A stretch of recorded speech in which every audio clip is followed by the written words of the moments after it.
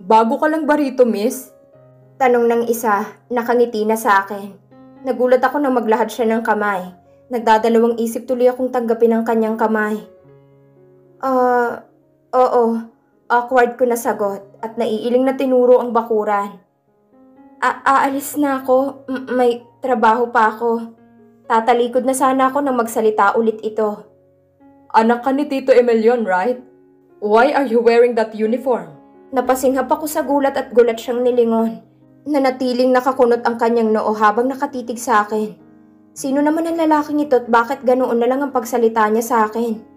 Akmang magsasalita na sana ako, nang biglang pumagit na ang lalaki na ngayon ay may awkward na ngiti. Miss, pasensya ka na sa kapatid ko. He was just pissed. You can go back to your work now. Ngumiti siya sa akin at binalingan ng kapatid niya. Sige, tumalikod na ako at nagmamadali nang umalis. Hindi ko alam kung hanggang kailan ako magiging katulong dito. Pero sa totoo lang, ayos lang naman sa akin. Kung wala lang halong pangiinsulto mula kay Tita Talina. Hindi naman kasi pagiging katulong ang pinunta ko rito. Ashley, pinapatawag ka ni Senyora Talina. Sambit sa akin ng isang katulong. Napatiimbagang ako at kinagat ko ang ibabang labi ko. Tumango ako tahimik na umalis. Mula sa salay naririnig kong matinis na halakak ni Tita Talina at ng aking mga kapatid. Mukhang nagkakasiyahan sila ng bisita nila. Bumuntong hininga ako at lumapit ng nakarating. Natigil sila sa pagtatawanan. Hindi na ako nagulat nang makita kong dalawang lalaki kanina. Hindi ko sila tiningnan at dumiretso ng tingin kay Tita Talina na may pang-aasar na tingin sa akin. Ngumuso naman si Amira at si Sofia ay tahimik lang sa kanyang upuan. Oh, ikaw pala, miss. Kumaway sa akin ng lalaki na palangiti habang masama naman ang tingin sa akin ng isang lalaki. Problema niya. Oh, you know her, Dionisio? Gulat na tanong ni Tita Talina sa lalaki na nagngangalang Dionisio. Agad na tumango si Dionisio. Yes, Tita Talina. I met her kanina. Umirap si Amira sa akin at ngumuso. Well, kasambahay namin siya, Dionisio. And Leonardo, hindi ko akalain na ganito ka pala kagwapo. Kung alam ko lang, di sana mapag-uusapan natin yan, anak. Maligayang putol ni Tita Talina sabay baling sa akin. Paghandaan mo kami ng merienda. I want the best, Ashley. Hindi na ako nagsalita, tahimik na sinunod ang kanyang utos. Wala na rin naman akong magagawa kung aangal ako. Amira introduced me as their maid. Masakit siya kasi hindi talaga nila ako tanggap. Pero sanay na rin naman ako. At saka, nakadamit kasambahay naman ako kaya maniniwala talaga ang dalawang bisita nila. We are here to meet my future wife, Tita Talina. Bumalik ako na may dalang merienda. Tinulungan ako sa pagdadala ng isa sa mga katulong. Oh, iho! Mahinhin na humalakak si Tita Talina habang nilalapag namin sa lamesa ang tray na may merienda. I know! And Amira is here. She will be your wife. Emelion is out of town for days. And we will talk about that again kapag narito na ang asawa ko. Naiilang ako dahil kanina pa nakatingin ang lalaking ito sa akin. Hindi ko tuloy mapigilan ang lingunin siya at nakita kong agad na pag-iwas niya ng tingin. Napangiwi ako at umatras na. Ashley, umalis ka na. Naiirita ako sa pagmumukha mo. Masungit na sambit ni Tita Talina na ikinagulat ng mga bisita niya. Nakaramdam tuloy ako ng kaunting hiya, lalo na't narinig ko pang mahinang halakak ni Amira. Yumuko ako at umalis na. Sumikip ang dibdib ko. Hindi talaga itong ine-expect ko sa pagtungtong ko rito. Hindi ko akalain na dadaan pa pala ako sa ganito bago ako matanggap ni Papa. Kung pwede lang talaga. Humigpit ang kapit ko sa aking damit habang papaakit ako ng hagdan. Gusto ko na lang humiga dahil pagod ako. Ang sabi ko hindi ako magpapaapi. Pero ano to? Aping-api na ako sa sitwasyong ito. Palagi nilang ipamukha sa akin na anak lang ako sa labas. Buong buhay ko, palagi ko na lang yan naririnig. Hindi sila napapagod ipaalala sa akin. Nagbihis ako ng normal na damit at inilibot na lang ang sarili sa buong mansyon. Ang yaman-yaman pala ni Papa. Pero ni minsan ay hindi ko man natikman o naranasan ang kaunting kayamanan niya. Hindi ko rin naranasan ang kanyang pagmamahal. Binigay niya nga sa akin ang apelyido niya. Pero kinahihiyahan niya naman ako. Kung wala lang siyang kailangan sa akin ay baka hindi ako makatungtong dito. Napangiti ako nang makarating ako sa kanilang hardin. Agad-agad akong lumapit doon. Ang ganda! Bulalas ko sabay haplos sa rosas na pula. Kung nandito lang siguro si nanay, ay magugustuhan niya to. Agad kong kinuha ang phone ko at kinuhanan ng litratong sari-saring mga bulaklak na alagang-alaga. Habang tinitingnan ko ang mga kuha ko na litrato, ay nakarinig ako ng mahinang yapak mula sa likuran ko. Natigil ako sa pagtitingin at akmang lilingunin ito nang biglang may panyong tumakip sa bibig at ilong ko. Nanlaki ang mata ko at agad nagpupumiglas. Nabitiwan ko ang phone ko dahil sa pagpupumiglas ko. Bigla akong nanghina at nangatog ang binti ko. Hindi ko alam kung sino ito pero unti-unting pumikit ang mata ko dahil sa panghihina. Hindi ko alam kung ano ang nangyari pero ang huli kong narinig ay isang malalim na hininga na hindi ko alam kung kanino. Nagising ako sa isang madilim ngunit malamig na kwarto. Hinawakan ko ang ulo ko at bumangon sa malambot na kama. Inilibot ko ang aking tingin at nakita ko na maganda ang hindi basta-bastang kwartong ito. Nanlaki ang mata ko at agad kinapa ang sarili. Nakahinga ako ng maluwag nang wala akong maramdaman na kakaiba. Nasaan ako? Napalunok ako at biglang kinabahan. Kinidnap ba ako? Wala pa naman akong perang pang-ransom. Inilibot ko muli ang aking tingin. Nagbabaka sakali na may mahanap na bagay na makatutulong sa akin. Umawang ang labi ko nang nakita ko ang phone ko sa may side table. Sa bilis ng kilos ko ay muntik pa akong mahulog sa kama. Agad kong binuksan ang phone ko at tiningnan ang oras. Nailagay ko sa bibig ko ang palad ko kasabay ng panlalaki ng mata ko. 7:00. Agad-agad akong bumaba sa kama. Bumilis ang tibok ng puso ko at hinawi ang kurtina. Umawang ang labi ko at napaatras nang nakita ko na malaking kahoy ang bumungad sa akin. Bumilis ang paghinga ko at biglang natakot. Hindi ko alam kung nasan ako at mas lalong hindi ko alam kung anong mangyayari sa akin. Tumakbo ako patungo sa may pinto at binuksan ito. Nagulat ako nang hindi ito nakalock, kaya agad akong lumabas. Naiiyak ako dahil hindi ako pamilyar sa lugar at mas lalong hindi ko pa gustong mamatay. Natigil ako sa pagtatakbo at mas lalong bumilis ang tibok ng puso ko nang makita ko kung gaano kahabang hagdan pababa. Diyos me, ano bang ginawa ko sa past life ko? Bakit ako pinarurusahan ng ganito? 7:00 na ng gabi pero ang malaking bahay na ito'y mukhang haunted house. Walang masyadong ilaw at wala akong nakikitang tao. Huminga ako ng malalim at akmang hahakbang na pababa nang makarinig ako ng mahinang yapak. Kinabahan ako at bumilis ang tibok ng puso ko. Nanlamig ang buong katawan ko at hindi ko natuloy maihakbang ang paa ko. Tumakbo ka, Ashley! Why?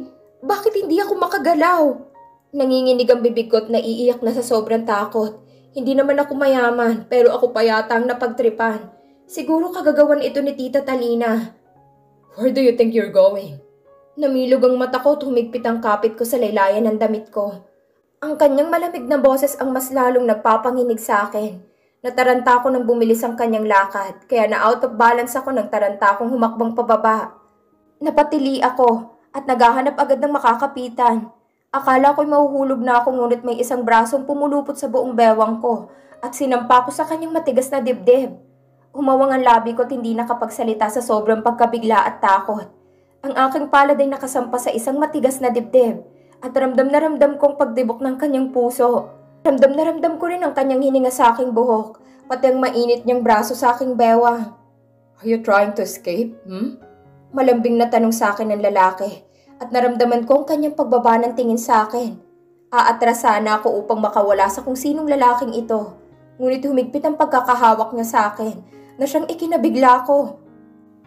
Sino ka? Nauutal ko na tanong. Wala akong parang ipambayad sa'yo. Hindi ako mayaman. Binalot na ng kaba at takot ang aking buong katawan. Hindi ko na alam kung anong gagawin ko. Lalo na't nasa mga bisig niya ako. Paniguradong hindi ako makakatakas sa posisyon namin. Narinig ko ang kanyang mahinang halakhak at mahina akong napatalon sa gulat nang maramdaman ko ang kanyang hininga sa aking kaliwang tenga. Para akong nakikiliti at bumilis ang hininga ko. Hindi ko kailangan ng pera mo. Bulong niya sa tenga ko. Nanginginig man pero tinatagan ko ang sarili ko at nagsalita. Anong kailangan mo? Kinakabahan ko na tanong. Baka gusto niya ang katawan ko. Hindi pwede yun. Inosente pa ako at ang swerte niya naman kung ibibigay ko sa kanya. Kung itutulak ko siya papalayo ngayon, ay mahuhulog ako sa hagdan at mamamatay ako. Mas lalong ayaw kong mamatay dahil gusto ko pang kilalanin ako ni Papa bilang anak niya. Ang kamay mo. Namilog ang mata ko't gulat na nag-angat ng tingin sa lalaki na hindi ko maaninag ang muka. Kamay ko? Hindi makapaniwalang tanong sa kanya. Binaba ko ang tingin sa kamay ko na ngayon ay nanginginig na sa kaba. Bakit niya kailangan ng kamay ko? Puputulin ko ba to? Cannibal ba ang lalaking ito? At bakit gusto niyang kamay ko? Yun lang ba ang dahilan niya kaya niya ako kinidnap? What are you thinking? Hindi ko ibibigay ang kamay ko sa'yo. At saka, kapag nakatakas ako sa'yo, makukulong ka. This is kidnapping. Pangaral ko at kinagat ang ibabang labi. Lumuwag ang pagkakapulupot ng braso niya sa akin at narinig ko muli ang kanyang halakhak na masarap sa tenga. I didn't know that the illegitimate daughter of Tito Emilion is funny. Nanlakay mata ko sa narinig. Sino ka? Tumaas ang boses ko. Inilapit niya muli ang sarili sa akin. Well, I am the key. So your father will finally accept you as his daughter. Umawang ang labi ko. Siya ba ang lalaking pakakasalan ko? Hindi ko pa rin maaninag ang kanyang mukha dahil masyadong madilim. Hindi mo muna kailangang malaman ang pangalan ko. Malamig niyang sambit at kinuha ang kamay ko na nasa dibdib niya. Just accept my proposal and everything is gonna be fine. Ha? Napatili ako nang bigla niyang hinila ang kamay ko at sinandal niya ako sa malamig na pader. Napapikit ako sa lakas ng impact. Nang magmulat ako ng tingin ay sobrang lapit na ng mukha niya sa akin. Amoy na amoy ko ang kanyang mamahaling pabango. Bumilis ang tibok ng puso ko dahil sa sobrang lapit niya sa akin. You will accept my proposal. Haniyat na estatwa ko nang agresibo niyang sinugod ang labi ko ng kanyang halik. Namilog ang mata ko at hindi makagalaw. Naramdaman ko ang paggalaw ng kanyang labi sa labi ko habang ang kanyang kamay ay busy sa kamay ko. Bigla ko siyang naitulak nang maramdaman ko na may inilalagay siya sa daliri ko. That's an engagement ring, baby. Ang bulong niya sabay layo sa akin. Nataranta ko at akmang tatanggalin ngunit pinigilan niya ako. Ayaw mo ba? I heard you agreed to your father. You have no choice but to marry me.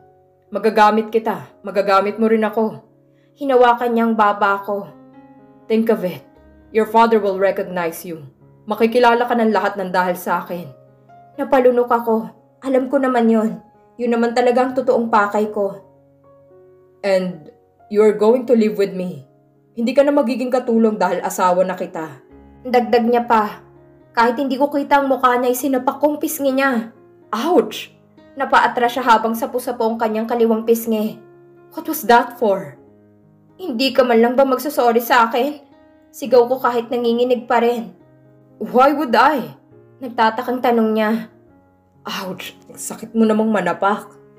Hinalikan mo ako ng walang permiso. Sigaw ko. At hindi pa tayo kasal. Wala ka rin karapatang kidnapin ako ng ganun-ganun na lang. Alright. The next time I will kiss you, I will ask for your permission. Uminit ang pisngi ko. Hindi na ako nagsalita dahil sa tensyon. Pamilyar ang kanyang boses. May duda na ako kung sino. Pero baka nagkakamali lang ako. Nakita ko ang kanyang pag-atras. Bumaba ka sa hagdan and walk straight towards the door. Paglabas mo may kotse na naghihintay. My driver will drive you home safe. At para siyang si The Flash na biglang nawala sa harap ko. Napaupo tuloy ako sa sahig dahil sa sobrang panghihina. Nailagay ko sa labi kong isang daliri ko. First kiss ko yun. Naibaba kong tingin ko sa kaliwang kamay ko. Kumikinang sa daliri ko ang singsing. Hinaplos ko ito. Tama nga naman siya. Sa paraan ng pagpapakasal matatanggap ako ni Papa. Tuluyan na niya akong tatanggapin sa buhay niya. Pwede ko na rin siyang matawag na Papa. Bumuntong hininga ko at tumayo na. Kailangan ko nang bumalik. Hindi ko akalain na lakwatsera palang anak mo sa labas, Emilion. Bungad sa akin ni Tita Talina.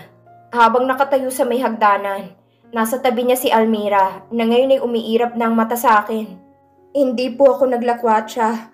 Tanggi ko sabay tingin ko kay Papa na ngayon ay nakakunot na ang noo sa akin. Tama na nga yan, Talina. Si Papa sabay lapit sa akin. Mabuti naman at nakauwi ka ng maayos. Hindi ko akalain na magagawa niya yon. Dad, what are you talking about? Bumaba si Amira sa hagdan sabay lakad patungo sa akin. By the way, can I talk to you about something? What is it, anak? Mamaya na. Pigil ni Papa kay Amira. Bigla akong nakaramdam ng kirot dahil tinatawag niyang anak si Amira. Samantalang ako'y hindi. About marriage, she grinned. Nagbago ang isip ko after I saw him. Napawi ang ngiti ni Papa sabay baling sa akin. Ashley, magtungo ka muna sa kwarto mo. Seryosong sambit ni Papa sa akin. Tumango ako at umakyat na sa hagdan. Medyo natigilan pa ako nang makita ko si Tita Talina sa may hagdan. Matalim ang kanyang tingin sa akin. Lalagpasan ko na sana siya nang bigla niyang hinawakan ang braso ko. Napapikit ako sa sakit pero hindi ko yun ininda. Magsumbong ka kay Emelion. You will taste hell, Ashley. Wala kang karapatang magreklamo sa kung ano man ang gagawin ko sa'yo. You are just a pest in our family. Know your place. Mariin niyang sambit bago ako binitawan. Nakatitig lang ako sa singsing na kumikinang habang nakahiga ako sa malambot na kama. Iniisip ko ang nangyari kanina at hindi ko akalain na hinalikan ako ng lalaking yon. I don't have any idea kung sino siya, but his voice is familiar. Hindi ko lang matandaan kung saan ko narinig. At dahil hindi ako makatulog, tumayo ako sa aking kama at kinuha ang phone upang tawagan si nanay. Mabuti at sumagot naman agad siya. Nay, kamusta po? Tanong ko at naglakad patungo sa bintana. Hinawi kong kortina at napatingala sa maliwanag na gabi. Anak, napatawag ka. Malambing na sambit ni nanay. Gabi na, hindi ka ba makatulog? Hindi Nay, maayos ba ang kalagayan niyo? Bibisita po ako riyan kapag nagka-oras ako. Sambit ko sabay kagat sa ibabang labi. Huwag kang mag-alala sa akin, anak. Hindi naman ako pinabayaan ni Emelion. Sa katunayan, binisita niya ako kanina upang kumustahin ang kalagayan ko. Kumunot ang noo ko at sinara ang kortina. Nay, akala ko ba'y out of town si Papa? Nanay, wala ka naman sigurong tinatago sa akin, di ba? Alam mo naman na may asawa na po si Papa. Umupo ako sa kama. Anak, wala. Saglit lang naman siya rito eh. At saka alam ko naman yun. Sagot sa akin ni nanay sa kabilang linya. Mabuti naman, Nay. Kailan po ba ang operasyon nyo? Gusto ko nandun ako kapag nangyari yon. Ani ko at napatingala. Huwag mo na akong alalahanin, anak. Ang mahalaga ay magawa mong misyon mo riyan upang tuluyan ka ng makilala ng papa mo. Nay, kailangan ko ba talagang gawin ito? Hindi ko maiwasan na magtanong at humiga sa kama. Pangarap ko pong kilalanin niya ako, Nay. Siyempre, naghahangad din naman ako ng papa, pero... Anak, sumeryosong boses ni nanay. Hindi mo ko naiintindihan. Mahalaga na makilala ka ng papa mo. Mahalaga na kilalanin ka niya. Pero Nay, Ashley Brielle, sambit ni nanay sa buong pangalan ko. Maiintindihan mo rin ako, anak. Iyon ang huling narinig ko kay nanay bago niya ako binabaan ng tawag. I want my father to recognize me as his own daughter. Hindi yung may kapalit na pagpapakasal. Gusto ko yung kusa. Hindi ko maintindihan si nanay, pero siguro kailangan ko muna siyang sundin. Hindi ko talaga matatanggap na narito ka eh. Natigilan ako sa pagbaba nang makita ko si Amira na nakaroba pa. Siya lang mag-isa at gulong-gulo pa ang buhok niya. Di wag mong tanggapin. Agad kong sambit sa kanya. Hindi ka naman pinipilit. Nagulat siya sa sinabi ko. Nakita ko na may hinanap siya sa katawan ko at nang bumaba ang mata niya sa kaliwang kamay ko, ay agad niyang kinuha ang kamay ko at sabay tingin sa akin. Where did you get this ring? Pasigaw na tanong niya. Namilog ang mata ko nang tinanggal niya ito sa kamay ko. Nakita ko na namangha siya sa singsing at nang akma kong babawiin ay bigla niyang inilayo. Sabay ngisi. Did you steal this? Tanong niya. Agad akong umiling. Bigay yan sa akin. Ibalik mo yan. Why would I? Tinaasan niya ako ng kilay. I think this expensive ring suits in my ring finger better. Umawang ang labi ko nang isinuot niya ito sa kanyang daliri. Inangat niya ito sa eret, nginitian ako. See? Mas bagay sa precious finger ko. Inirapan niya ako. Don't worry. Kung sino man na nagbigay sa'yo nito, maybe he can afford buying another one for you. Humalakak siya at iniwan ako. Naikuyom ko tuloy ang kamao ko. Sa'yo na yan. Nasambit ko na lang bago ako bumaba ng hagdan. Kung gusto niyang singsing na yun, sa kanya na lang. Hindi ko rin naman kilalang lalaking yun. Oh, bakit narito ka pa rin? Nagtatakang tanong ni Manang Elma nang makita niya akong tumutulong. Narito ang papa mo. Baka pagalitan kami. Napangiwi ako. Manang Elma, ayos lang po. Hindi naman po yun magagalit. Para na lang siguro kung si Sofia o si Amira ang gagawa. Diyos ko, bata ka. Ang kulit-kulit mo talaga. Bilisan niyo ang mga kilos niyo. Dahil may bisita ang senyor. Biglang pumasok ang mayordoma at sinermo na ng ibang katulong na nag-uusap. Nang makita niya ako, nakita ko siyang natigilan. Ngunit hindi na nagsalita at tumalikod na lamang. Kung may ibang trabaho lang talaga, matagal na sana akong umalis sa impyernong to. Narinig kong sambit ng babaeng kasambahay. Ang mayordoma talaga rito ang nanghihimagsik at saka si senyore. Sama niyo na rin si senyorita Amira. Tumahimik ka, Nadja. Naritong isang anak ni senyorito. Agad bumaling sa akin ng isang babaeng kasambahay. Ayos lang yan. Anak naman yan sa labas ni senyor. Naibaba kong tingin ko, tahimik na lang na tumulong kay Manang Elma sa paglilinis. Ashley, iha, tama na yan. Dumating na ang bisita ni senyor. Saway ni Manang Elma at sumenyas pa na pumasok ako sa loob. Teka lang po, aayusin ko munang basurahan. Sambit ko sabay ayos sa mga garbage bag. Baka kailangan ka na ng papa mo roon. Magbihis ka na pagkatapos niyan. Babalik na ako para tutulong sa pagluluto.